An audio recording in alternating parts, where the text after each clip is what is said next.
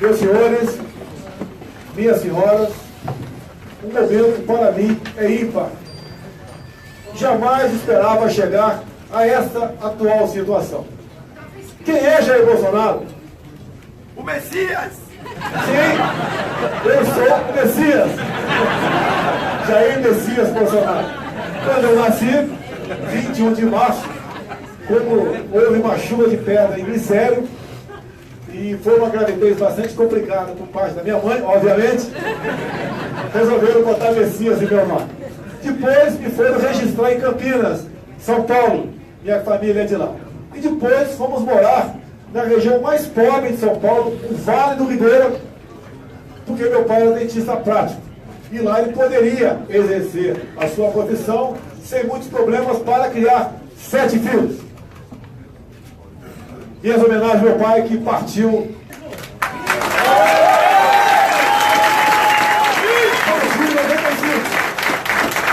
E minha homenagem à minha mãe, que agora dia 28 fará 91 anos.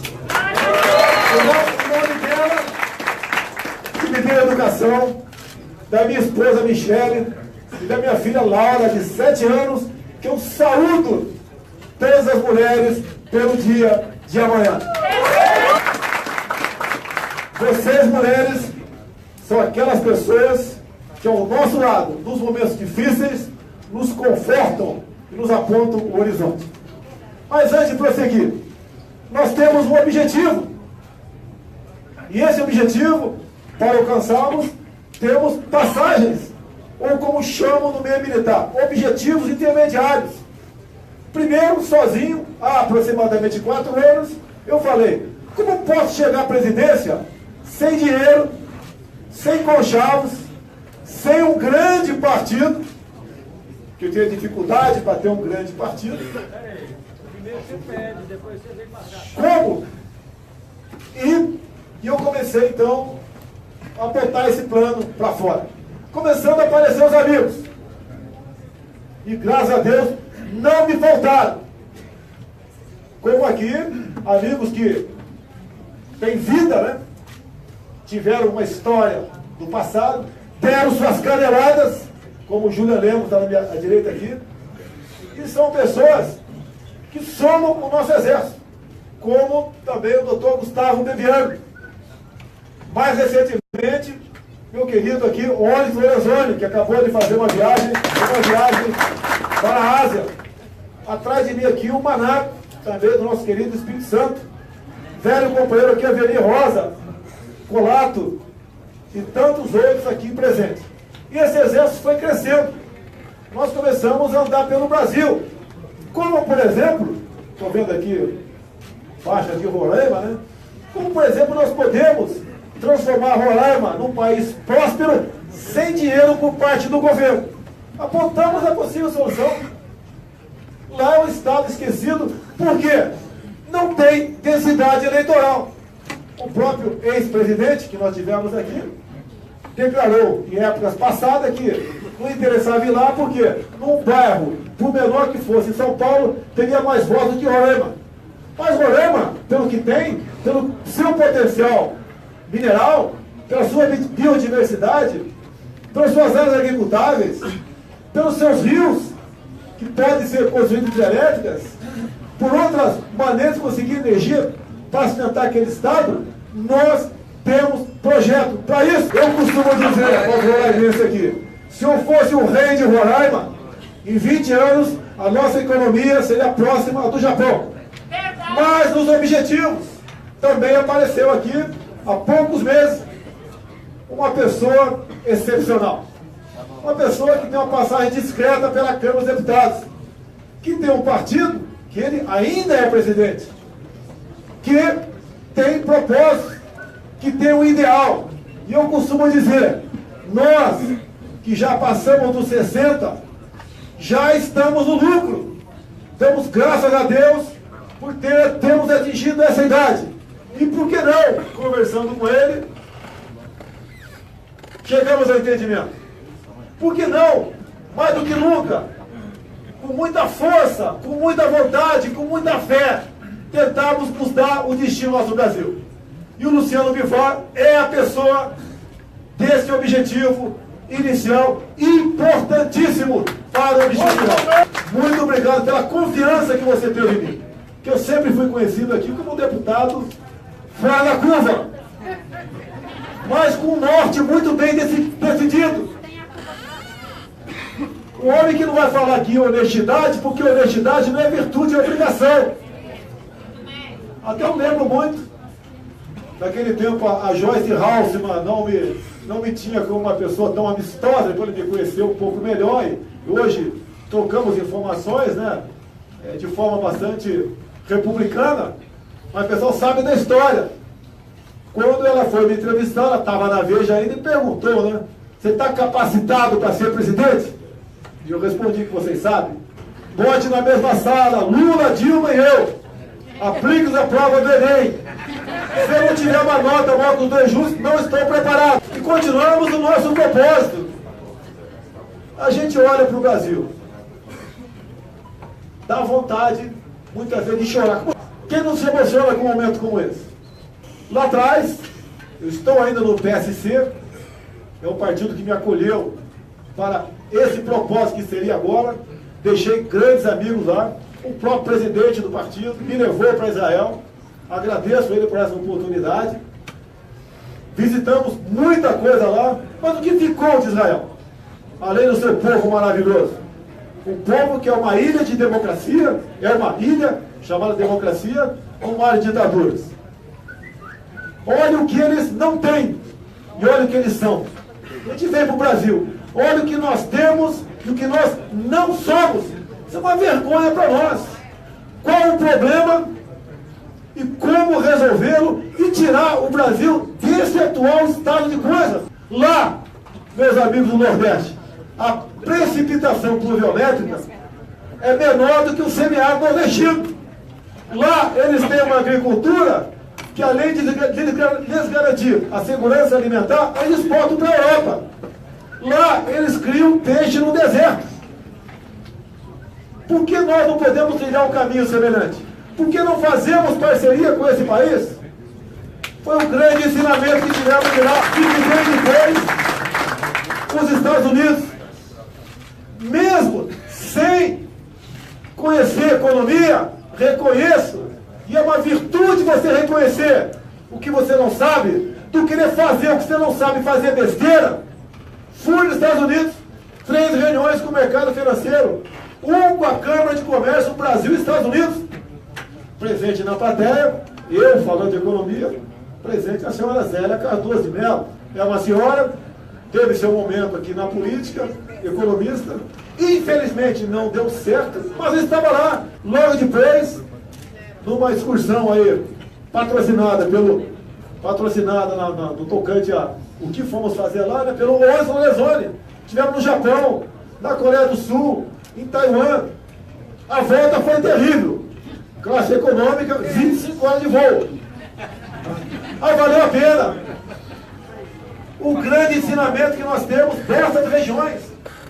Nós temos que, no futuro, sermos recebidos sem a manta da desconfiança. Nós perdemos a confiança no mundo, dados aos péssimos governos que tivemos nas últimas décadas. Trazemos de ensinamento também a ciência, a tecnologia, a inovação. Eu pergunto para vocês, não me respondam. Quem é o nosso atual ministro de Ciência e Tecnologia? Não respondo. Pouca gente saberia responder. Eu tenho certeza, se perguntar para ele sobre lei da gravidade e gravidez, ele vai achar que é a mesma coisa. Esses países têm isso como uma verdadeira Bíblia. Magno Mal, investe nisso. Assim como Israel, lá eles não têm quase nada também. E olha o que eles são. E olha o que nós somos. Como mudar isso daí? Temos como mudar pela política. Eu digo, nessa casa aqui, tem muitos deputados do bem. Temos reunido com esse grupo que aumenta a cada reunião, buscamos uma maneira de fazer política em caso essa seja a vontade de Deus. Nós viemos ocupar o Palácio do Planalto como conversar, negociar com o parlamento sem o toma lá da cá. Conversamos, também participou disso, a Bia Kiss, o economista Paulo Guedes, que está no nosso projeto. Isso não é mais novidade. Um dos melhores economistas do Brasil, que tem proposta de, sem sacrificar o povo, tirar o Brasil dessa situação que se encontra, essa vergonha que nos encontramos. Temos agora um apoio aberto de uma pessoa que me orgulha muito, e eu tenho como exemplo, um general de exército, Augusto Heleno, e quem vai indicar o futuro 4 estrelas para ser ministro da Defesa vai ser ele. Por coincidência, esteve no meu gabinete hoje à tarde um tenente-coronel da Aeronáutica, formado pelo ITA, Marcos Pontes, o nosso astronauta. Ele nos procurou com sonhos, o que eu posso ajudar no futuro, caso você seja presidente, junto ao Ministério da Ciência e Tecnologia. Entre o atual ministro que está aí. E esse que poderia ser, eu acho que nós não temos o que pestanejar. É gente gabaritada que nós temos que ter no futuro ministério nosso, com civis e com militares. O que nós precisamos para tirar o país dessa situação? Nós devemos ter não só o presidente, mas muitos parlamentares que sejam honestos, tenham Deus no coração, respeitando todas as religiões, e até quem não tem a religião, e patriota. Aê! Aê! Vamos voltar a ter orgulho da nossa bandeira nacional. Só tem uma maneira dessa bandeira ficar vermelha: com meu sangue.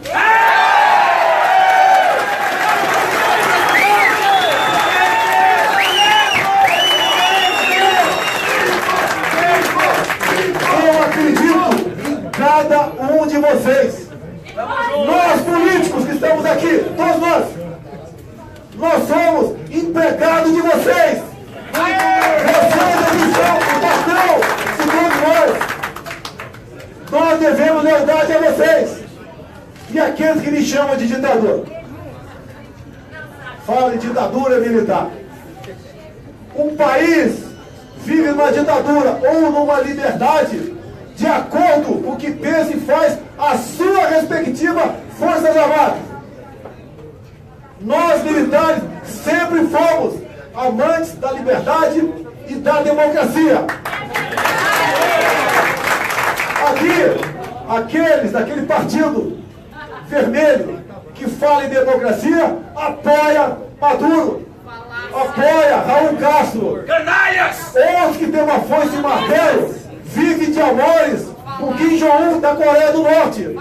Agora, as ditaduras, elas apenas se consolidam depois do programa de desarmamento, como foi feito lá do governo FHC até o governo Lula. Nós temos que mudar a questão do armamento no Brasil. Isso aí! Temos aqui vários parlamentares que são chamados jocosamente da bancada da bala. Essa bancada vai crescer o ano que vem. Quem sabe aqui, por sugestão do Francisquini, é a bancada da metralhadora. A metralhadora que mais do que defender a vida de cada um de nós, vai defender a liberdade desse povo, a liberdade do nosso Brasil.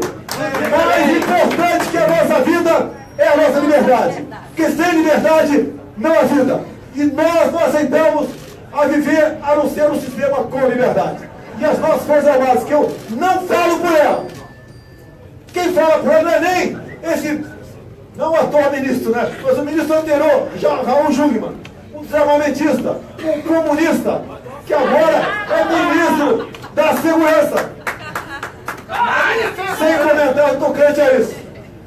Então, meus senhores, uma das bandeiras nossas, todos nós, é a questão do armamento. Quando falo da questão das mulheres, bacana se vota aqui a lei do feminicídio, muito bacana. Mas o vagabundo, quando quer cometer um crime, ele não está preocupado com lei do feminicídio. Ele vai pro pau. E o que breca ele não vai ser, por exemplo, a Bia Kiss levantar um papelzinho e falar: olha a lei do feminicídio aí. Vai resolver tirar da bolsa dela uma pistola, pô. Muito E com toda certeza, pode ser, mas pode Taurus também, que nós queremos que esse monopólio seja quebrado no Brasil.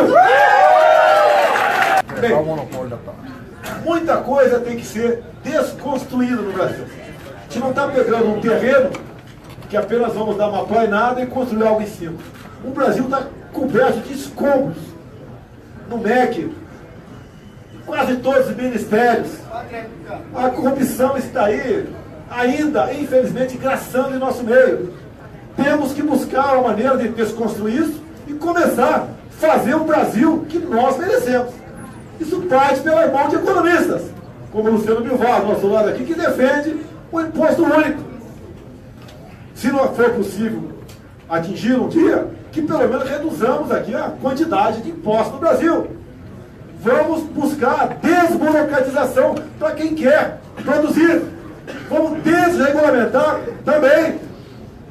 Nós, do Estado, não podemos atrapalhar quem quer produzir, quem quer inovar, quem quer estudar, quem quer abrir seu negócio, quem quer produzir para si e para a sua pátria.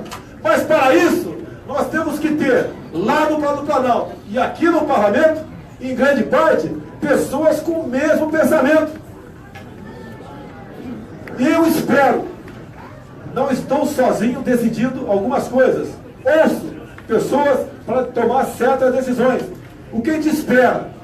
Caso eleito, temos um ministério já montado desde o primeiro dia da campanha eleitoral.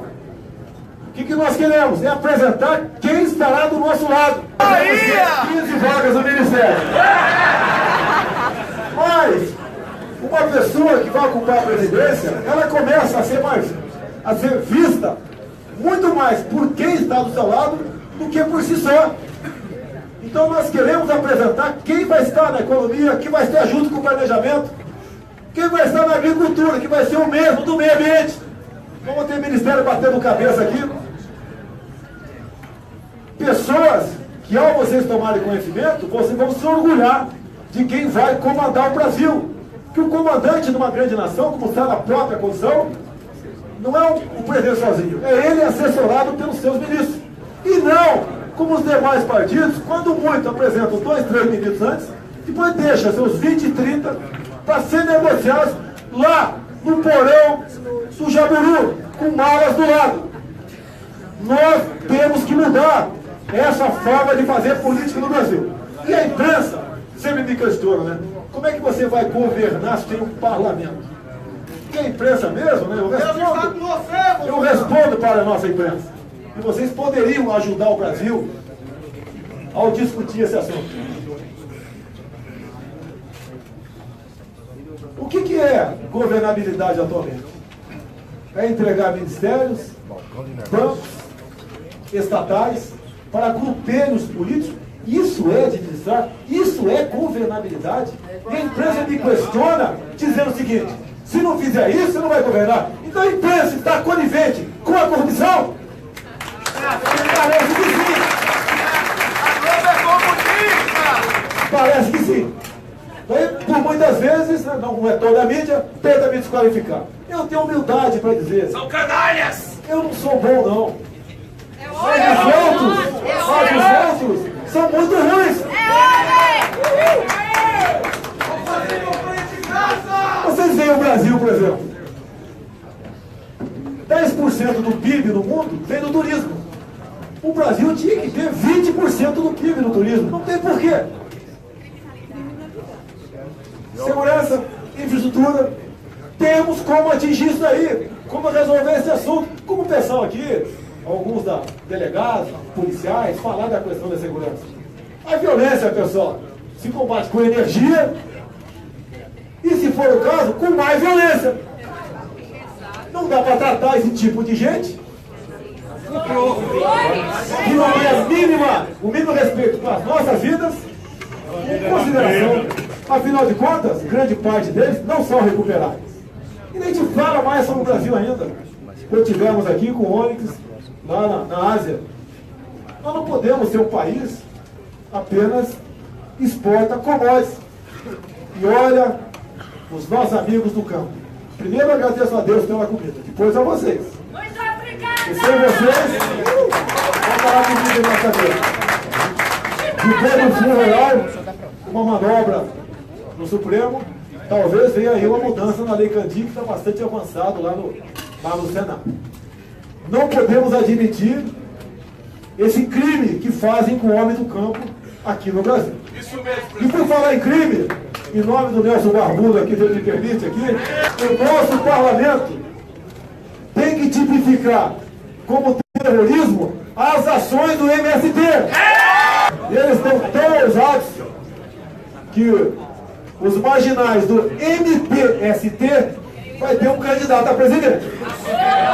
A maioria aqui eu acho que tem propriedade privada, que traduz o esforço de cada um em conseguir uma moradia, uma chácara, uma fazenda, um apartamento. A emenda constitucional 81 relativizou a propriedade privada. Eu tenho dito, né?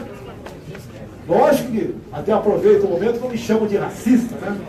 Não é por... Eu vou apresentar muitas vezes o meu sogro, que é o Paulo Negão.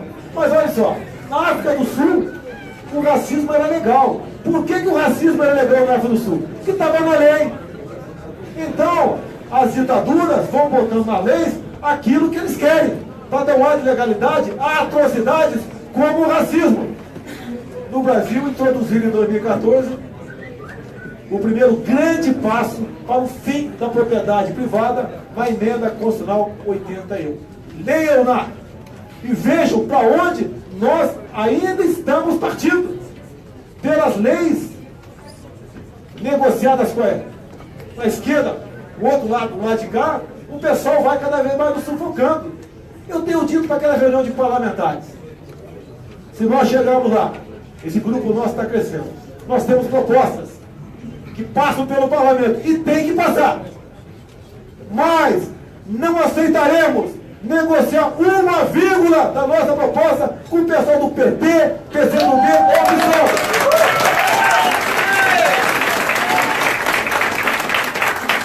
Quem reza nessa cartilha da esquerda não merece conviver com os bens da democracia e com os bens do capitalismo.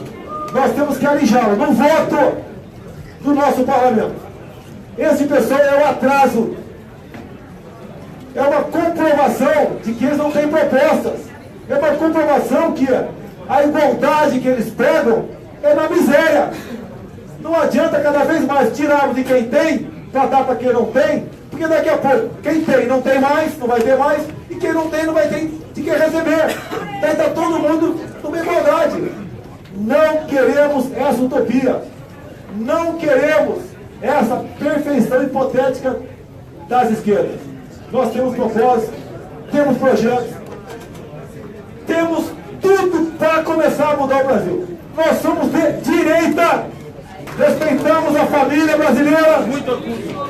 Está na Constituição que o casamento entre homem e mulher. E ponto.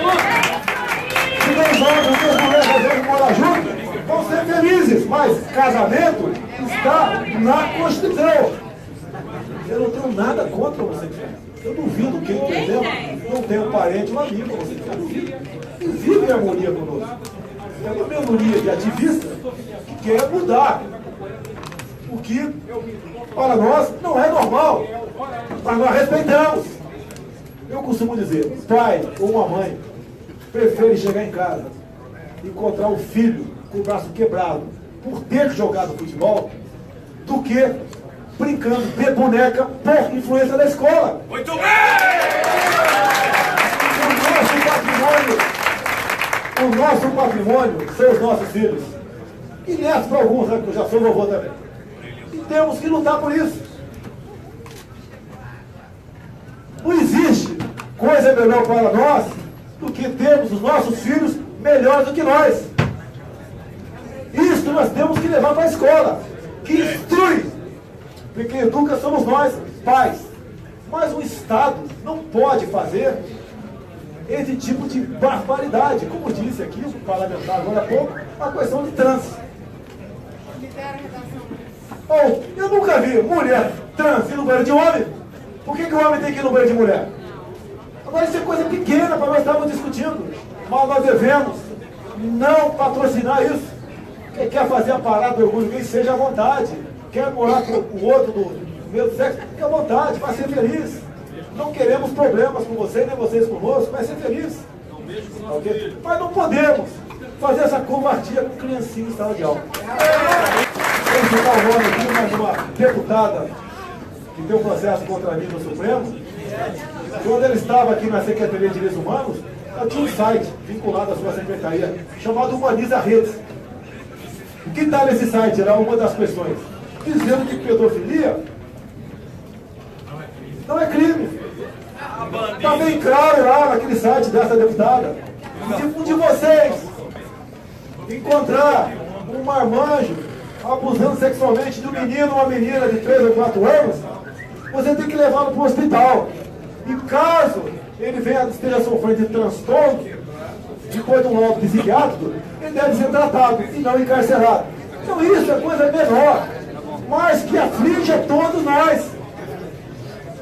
O ministro da Educação tem que ficar preocupado com isso.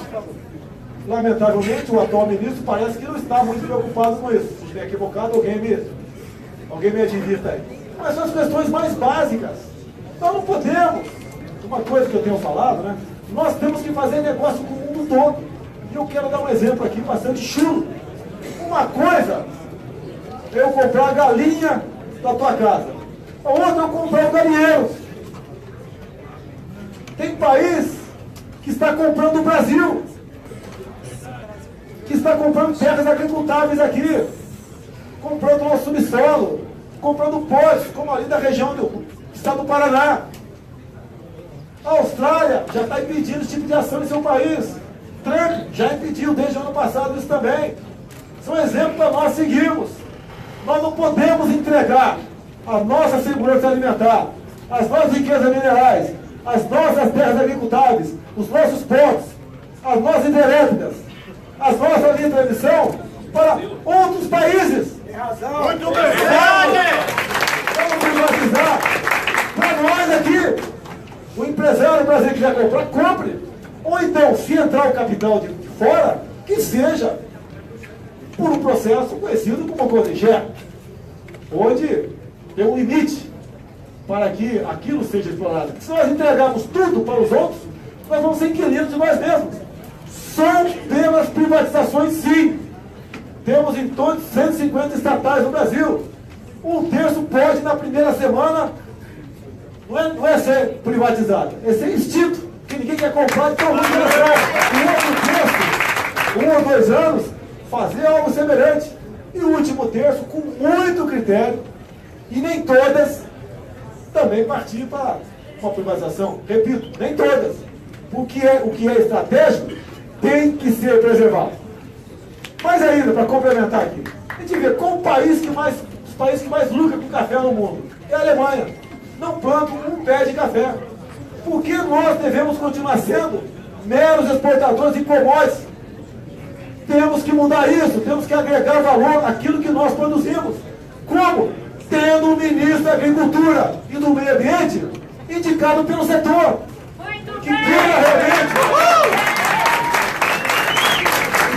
se preocupe com esta área e não fazer negociatas com alguns partidos, como a gente sabe que infelizmente se faz ainda. Nós temos que ter poucos ministros e cada um responsável integralmente pela sua área. Meus irmãos, meus amigos, muito obrigado por essa oportunidade ímpar. Se essa for a vontade de Deus, nós seguiremos nesse percurso. E eu disse, seguiremos juntos. E juntos, se nós conseguirmos fazer um governo bom, todos se beneficiarão. E não o contrário como é feito até hoje em dia. Parece que o Brasil pertence a algum grupo muito seleto de político aqui no Brasil. Vamos mudar isso. E o apoio de todos vocês, da maneira do possível, para nós fazermos valer o voto impresso. Eu apresentei a emenda na época, mas veio o voto impresso de quase todos os parlamentares que estão aqui. Porque Dilma vetou e nós derrubamos no veto, por mais de 440 votos. Com o voto impresso, pode ter certeza, A gente vai chegar lá. Para o empresário Major Jorge, que foi o que me alertou que aqueles 200 mil na minha conta em 2014 era da Friboi. Ele que me alertou, que eu estava na campanha.